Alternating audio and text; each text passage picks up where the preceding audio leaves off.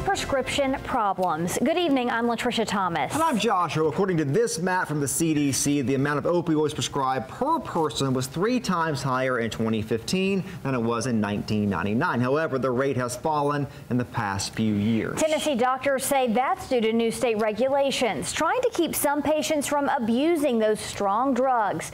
Tonight, Hannah Lawrence explains why one man says the new rules have left him living in pain. Hannah.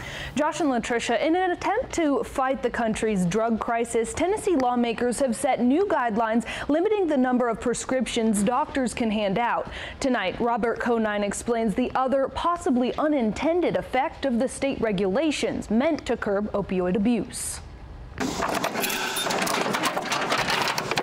Robert Conine's dreamboat. I talk to it all the time, don't the boy? That's about as close as he gets to a day on the water, because even his most prized possession can't keep him from drowning in unbearable pain. Oh, God. Nobody in this world can understand it. Conine hurt his back in a sawmill accident when he was 17. To this day, he says he needs painkillers to function. My wife right now actually literally comes in, I turn my head and she puts a pill in my mouth. And I lay there for an hour till it starts working. But he says that dose wears off in about 3 hours. And now that doctors have cut his prescriptions, he doesn't take another dose until before bed. My dose is down to like a fourth of what I was taking. Ray Bond with the Hamilton County Medical Society says over the past few years, lawmakers have put more restrictions on doctors prescribing controlled substances. There's a lot of movement now to help physicians be more aware of alternatives to long-term opioids. Conine says at first he was open to alternatives. You're supposed to lay on the floor and put your legs across that.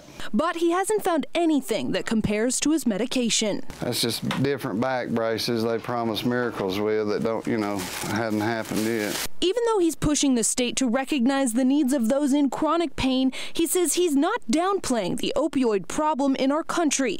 In fact, he knows the seriousness firsthand. I've got 2 sons that OD'd. Not by my medicine. Thankfully, doctors got both of their lives back. Now Conine is just asking for his.